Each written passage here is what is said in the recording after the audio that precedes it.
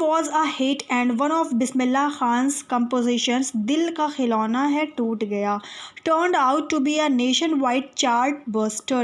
यानी कि ये जो फिल्म थी गूंज उठी शहनाई वो बहुत ही हिट हुई थी। उसके बाद भी बहुत सारी फिल्में आई, बिस्मिल्लाह खान से इम्प्रेस होकर लोगों ने बनाया दिल का खिलौना है टूट गया, turned out to be a nationwide chart buster।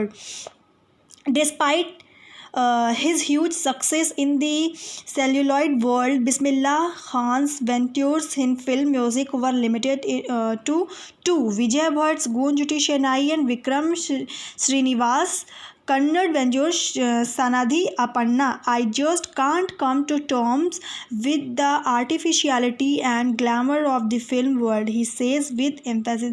Bismillah Khan फिल्मों में काम नहीं करना चाहते थे क्योंकि फ़िल्मों की दुनिया उन्हें बहुत ही ज़्यादा आर्टिफिशियल लगती थी, वो कुछ नेचुरल करना चाहते थे।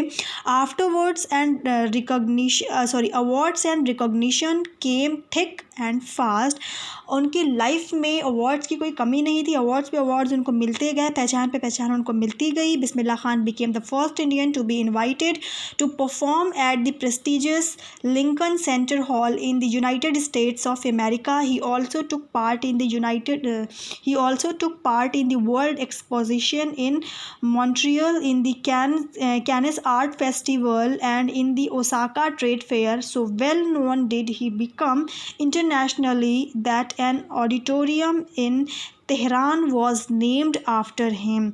ताहर मौसीकी उस्ताद बिस्मिल्लाह खान, मतलब कि वो बहुत ही ज़्यादा फेमस हुए, पूरी दुनिया में से उनको इनविटेशंस आने लगे। वो अफ़गानिस्तान भी गए, फिर उसके बाद उनको क्या कहते हैं अमेरिका से भी कई सारे ऑफ़र्स आए। इस तरीके से वो बहुत ही ज़्यादा फेमस होने लगे, तेहरान तक गए। वो national awards like the Padma Shri, the Padma Bhushan and the Padma Vibhushan were conferred on him. यानी कि उनको बहुत सारे बड़े बड़े अवार्ड्स, पद्मश्री, पद्म भूषण और पद्म विभूषण जैसे अवार्ड से नवाजा भी गया। In 2001, Ustad Bismillah Khan was awarded India's highest civilian award, the Bharat Ratna. 2001 में उनको जो सबसे बड़ा अवार्ड मिला वो भारत रत्न का अवार्ड मिला, which the coveted award resting on his chest and his eyes glinting with rare happiness, he said, all I would like to say is teach your children music. This is Hindustan's richest tradition. Even the West is now coming to learn our music।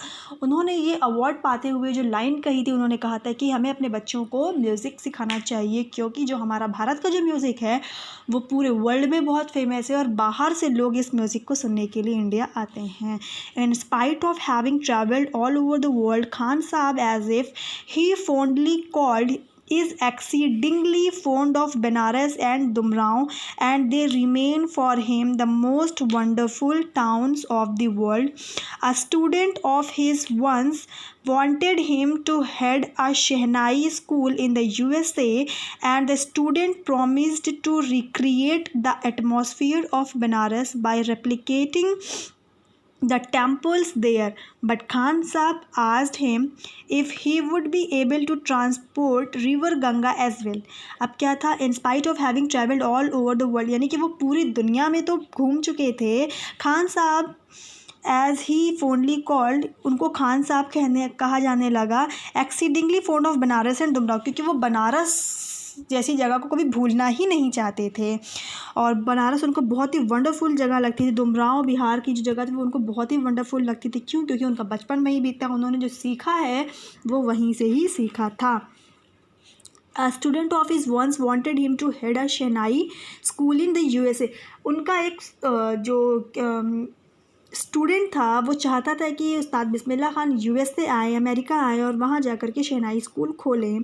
And the student promise to recreate that atmosphere of Banaras by replicating the temple there. और उन्होंने उनके उस student ने उनसे वादा भी किया कि वो यूएसए में एक ऐसा माहौल पैदा करेंगे बनारस जैसा, जहाँ पर मंदिर भी होगी ताकि उनको अपने बनारस की याद ना आए।